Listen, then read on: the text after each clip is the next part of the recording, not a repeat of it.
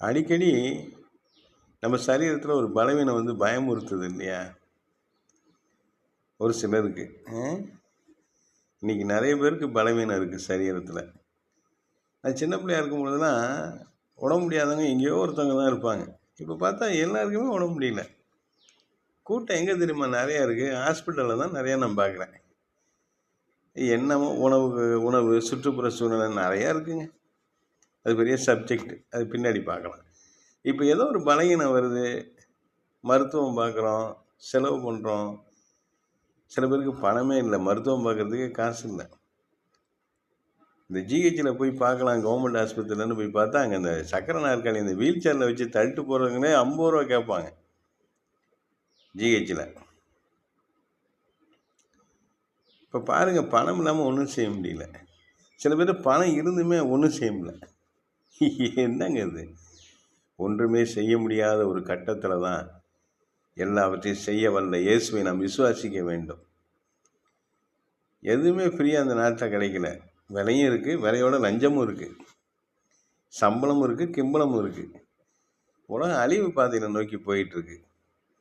ஆனால் இந்த அழிவு பாதையை தடுத்து நிறுத்துகிற சக்தி யாருக்கு இருக்குன்னா இயேசுவின் பிள்ளைகள் கையில் தாங்க இருக்குது. இந்த உலகம் அழியாமல் தடுத்து நிறுத்த ஜெபம் பண்ணி ஜனங்களுக்கு புத்தி சொல்கிறதுக்கு அறிவும் ஆற்றலும் அதிகாரமும் வல்லமையும் ஆவிக்குரிய வரங்களையும் பெற்றவர்கள் கர்த்தருடைய பிள்ளைகள் நீங்கள் ஒன்றும் கவலைப்பட வேணாம்.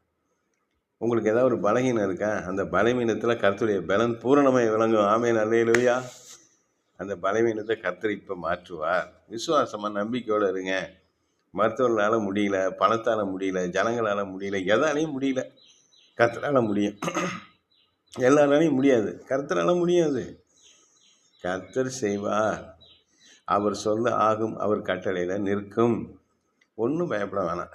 நீங்கள் சம்பூர்ணமாக வாழ்வீங்க, பரிபூர்ணமாக வாழ்க்கையை வாழ்ந்து முடிப்பீங்க. எந்த பிரச்சனையும் உங்களுக்கு வராது. நீங்கள் செய்ய வேண்டியதெல்லாம் என்ன? அவரை பார்க்கணும். அவர் வேலையை செய்ய ஆரம்பிச்சிடுங்க. நீங்கள் அவர் வேலையை செய்யுங்கய்யா. அம்மா, அவர் வேலையை செய்யுங்க, ஆரம்பிங்க. நீங்கள் பாட்டுக்கு அவர் வேலையை அவரை பற்றி பேச ஆரம்பிங்க. நீங்கள் பிசாசு ஓடி போயிடுவான். அவரை பற்றி பேச ஆரம்பிங்க. எந்த தடை வந்தாலும் கவலைப்படாமல் அவரை பற்றி பேசிகிட்டே இருங்க. அவரோட சமூகம் உங்கள் கூட வந்துட்டா பொல்லாங்கான் உங்களை தொட முடியாது. இயேசுவின் நாமத்தில் உங்கள் அந்த பயமுறுத்துகிற அந்த பலகீனம் ஓடும். இயேசுவின் நாமத்தில். கர்த்தர் நல்லவர். அவரை பற்றி பேசலாமா? பார்க்குற எல்லாத்தையும் பேசலாமா? அவரை பற்றி சொல்லலாமா? நம்மளை பற்றி சொல்கிறத விட அவரை பற்றி சொல்ல ஆரம்பிங்க, ஜெயிப்பீங்க. ஆமென்.